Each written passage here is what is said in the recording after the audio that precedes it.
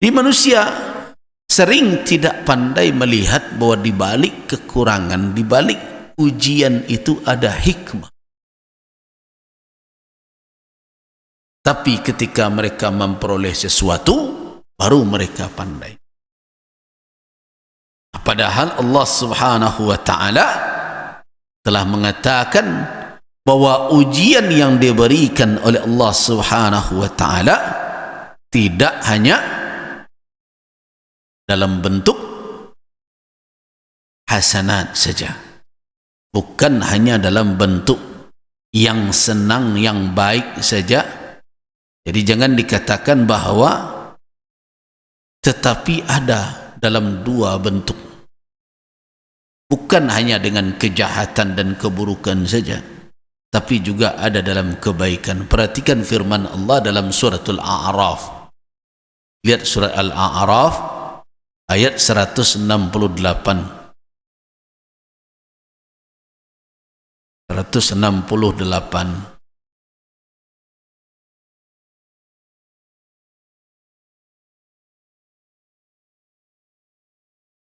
Bertemu yang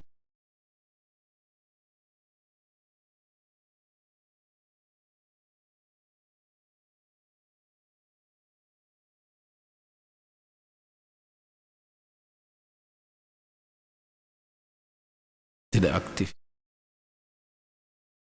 Wa qatta'nahum fil ardi umama minhumus salihun wa minhum duna dhalik wa balawnahum bil hasanati was sayyiat la'allahum yarji'un. Nah, perhatikan ujung dari ayat itu, wa balawnahum, dan kami uji mereka, kami tes mereka.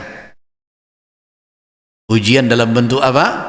Al-hasanah, dalam bentuk kebaikan ada, was-sayyi'at, dan juga dalam bentuk keburukan, la'allahum yarji'un, mudah-mudahan mereka kembali sadar akan hakikat diri mereka sebagai hamba Allah Subhanahu wa ta'ala. Artinya apa? Yang dikatakan bala itu bukan hanya ketika kekurangan, bukan hanya ketika kehilangan, bahkan mendapat itu juga bala. Kebaikan yang diterima juga bala. Kata Allah, wa balawnahum, kami uji mereka, kami timpakan bala kepada mereka. Dalam bentuk apa? Ada dalam bentuk hasanat, kebaikan, dan ada juga dalam bentuk sayyiat, keburukan. Nah, cuma manusia cenderung hanya melihat bala itu pada yang buruk saja, sehingga ketika mereka mendapat kebaikan sering lupa diri. Padahal tidak sedikit manusia yang jatuh ke dalam kedurhakaan puncak kepada Allah disebabkan apa? Disebabkan nikmat, disebabkan pemberian Allah yang berlimpah ruah.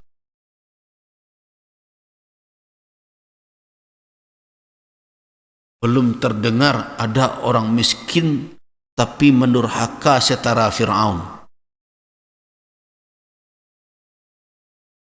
Ini ada tidak diceritakan orang bansik parah tapi kemudian mendurhaka setara Fir'aun, sebut dengan segala kedurhakaan. Tapi yang menonjol, yang menjadi peringatan bagi kita di dalam Al-Quran adalah manusia-manusia yang seyogyanya adalah orang yang sadar karena mereka menerima limpahan hasanat, kebaikan. Artinya apa? Godaan kebaikan sehingga membuat manusia menjadi melampaui batas lebih berat untuk dihadapi dibandingkan dengan godaan kejahat, keburukan yang menimpanya. Artinya apa? Orang kayo lebih berpotensi mendurhaka dibanding orang bansik. Apa modal itu? karena segala fasilitas untuk menduraka ada dinya. Orang bansik ke minum khamar, tidak doh. Jual ke minum khamar. Ngalai. Orang bansik ke main judi, jual ke main judi.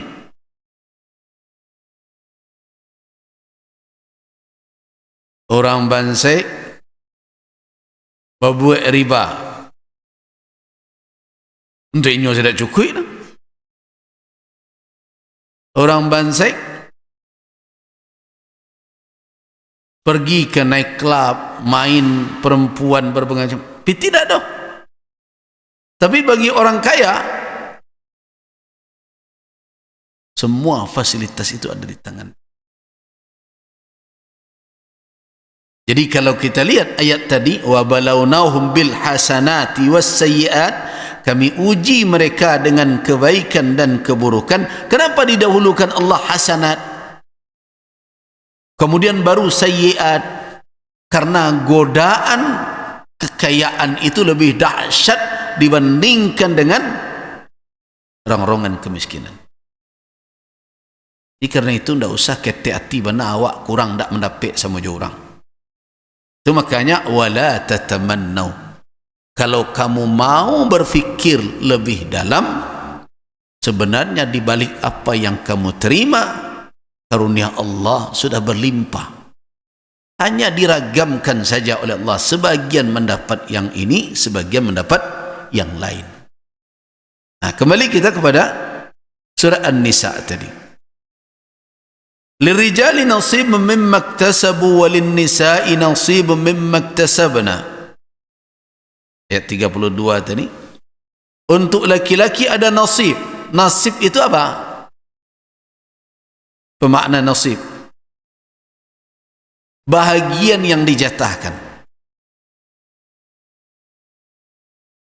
yang telah ditetapkan oleh Allah Subhanahu wa ta'ala. Jangan samakan pula dengan nasib dalam bahasa kita. Nasib dalam bahasa kita sering mengarah kepada takdir. Dan nasib ambo mereka itu berbeda dengan kata nasib yang ada di sini. Lirijali nasibun, makna nasib di situ sebagaimana yang kita perhatikan, kita lihat di dalam berbagai kitab tafsir.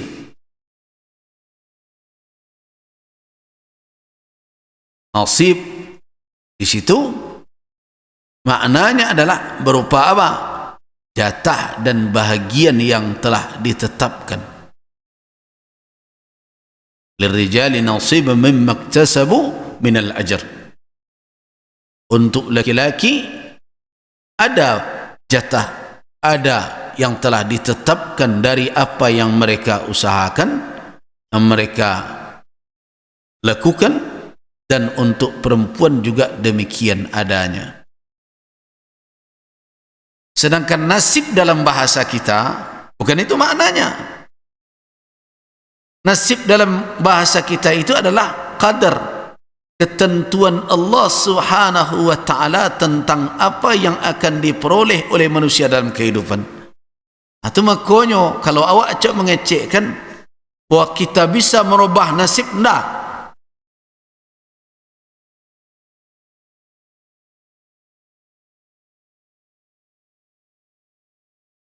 Tapi kalau yang dimaksud adalah berikhtiar untuk meminta kepada Allah agar Allah memberikan jatah untuk kita, iya.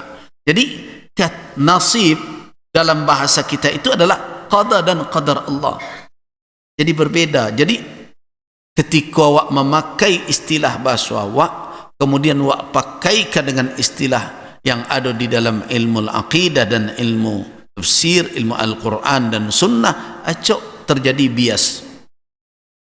Makanya orang sering tidak, menurut saya tidak tepat ketika mereka menterjemahkan ayat innallaha la yughayyiru ma biqaumin hatta yughayyiru ma bi anfusihim. Sering diterjemah, sesungguhnya Allah tidak merubah nasib suatu kaum melainkan mereka yang merubah nasib mereka sendiri. Mereka tidak bisa merubah nasib mereka. Nasib itu Allah yang merubah, Allah yang menentukan. Manusia tidak bisa.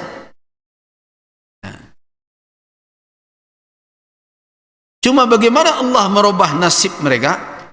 Kalau manusia tersebut berikhtiar dan kemudian dirubah oleh Allah. Tetapi kalau kita merujuk kepada ayat surat Ar-Ra'd itu yang sering, tapi kan ujung ayat saja yang dibaca. Sebenarnya ayat itu ada pangkalnya, lahu mu'aqibatun min baini yadayhi wa min khalfih yahfazunahu min amrillah. Artinya seseorang itu memiliki ada yang mendampinginya, yang mengiringinya, baik di hadapan maupun di belakang, yang senantiasa menjaganya, dikarenakan ada perintah dari Allah untuk menjaga orang yang beriman. Siapa itu? Malaikat. Malaikat senantiasa menjaga.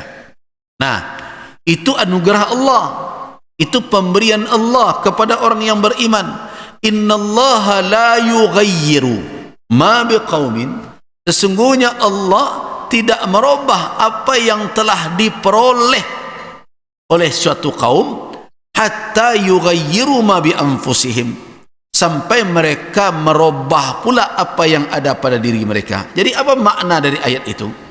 Pemberian Allah itu tidak akan berubah kecuali kalau awak nak merubah perangai awak. Jadi bukan nasib nak awak rubah, perangai awak. Jadi kalau awak lagi beriman juga, lagi taat juga ke Allah, Allah terus berikan penjagaan, Allah berikan anugerah, Allah berikan nikmat. Tapi kalau lah berubah pula awak dari taat menjadi durhaka, Allah robah pula pemberiannya. Jadi nasib itu jatah yang diberikan, yaitu sesuatu yang dianugerahkan, itu nasib. Jadi jangan dikatakan nasib yang dimaksud awak tidak bisa merubah nasib kecuali Allah tidak akan merubah nasib awak kecuali awak merubah nasib sendiri. Tidak begitu menterjemahkannya. Kalau menterjemahkannya, Allah tidak akan merubah pemberiannya apa yang telah dijatahkan untuk hamba, kecuali kalau hamba itu merubah diri mereka sendiri. Artinya nikmat akan tetap dicurahkan kalau awak taat. Kalau berubah ketaatan awak jadi durhaka, Allah robah pula pemberiannya. Jadi begitu. Tidak ada urusan jo nasib-nasib qadar yang seperti itu. Ini adalah anugerah Allah kepada hamba sesuai dengan karakter hamba itu. Orang beriman diberi kebaikan, kemudian dia jadi durhaka, diangkat oleh Allah. Itu makanya kalau kita menyadari dalam kehidupan berbangsa kita hari ini, kita diberikan oleh Allah banyak anugerah, banyak nikmat, hati-hati. Nikmat kau tak akan selamanya bertahan kalau kita tidak pandai menjaga ketaatan kita kepada Allah Subhanahu wa taala. Jadi selama kita masih mau bersyukur, makanya saya ketika melihat fenomena-fenomena terakhir jadi cemas. Orang Indonesia ini tidak semakin patuh kepada Allah, semakin mencari-cari jalan untuk jauh dari Allah Subhanahu wa taala. Nah, kalau begini, apa yang akan terjadi? Kalau kita robah ketaatan kita menjadi durhaka, kita khawatir Allah dirubah pula di Allah pemberiannya kawak. Itu makanya sekarang kan hujan sudah lumayan lama tidak turun di beberapa negeri. Di sini alhamdulillah tadi malam hujan juga di beberapa negeri. Sudah kemarau panjang, panen tidak jadi. Nah, orang kadang-kadang hanya sibuk dengan bertanya, bila solat istisqa Buya? Padahal kita tahu pemberian Allah itu dia berikan sesuai dengan karakter dasar kita, dengan perangai kita.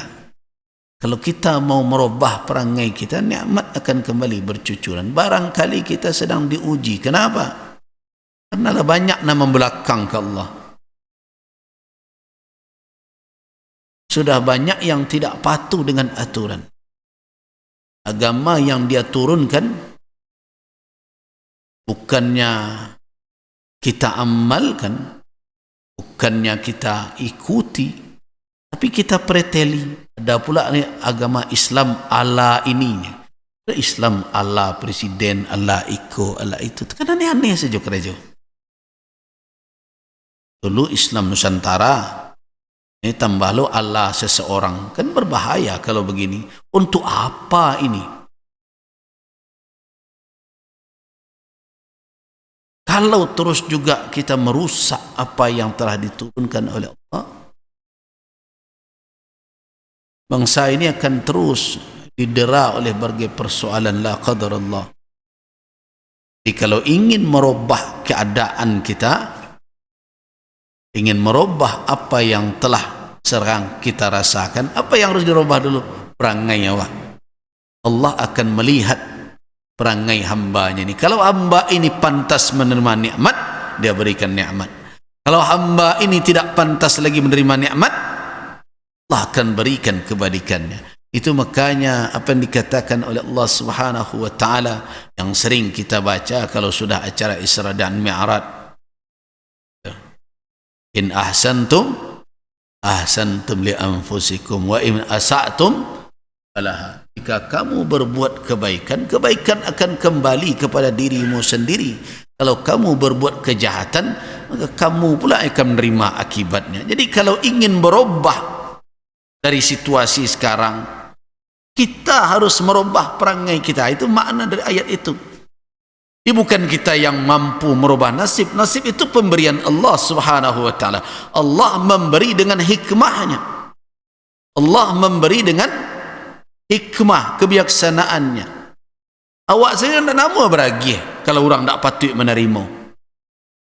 Kan ibu-ibu kan kalau punya anak ketek, ada TK seorang, ada SMP seorang, dan perguruan tinggi seorang. Kau bertiga misalnya, tu tiba anak nan TK dah. Ma, dia belanja gak 1,5 juta saja kan? Kira-kira lemu yang bagi anak kira-kira. Tak akan. Kenapa? Tak patut macam piti sebanyak itu. Nah, awak minta banyak, jangan-jangan level awak teman kanak-kanak baru kini. Yuk sebentar minta rezeki dan selapang-lapangnya, duit dan sesanang-sanangnya gitu. Tapi perangai awak tidak pantas untuk seperti itu. Itu makanya kalau ingin Allah Subhanahu wa ta'ala, kita ingin Allah mencurahkan nikmatnya, siapkan diri kita. Semua orang cari menantu dia tuju, dia sibuk metong anak orang saya.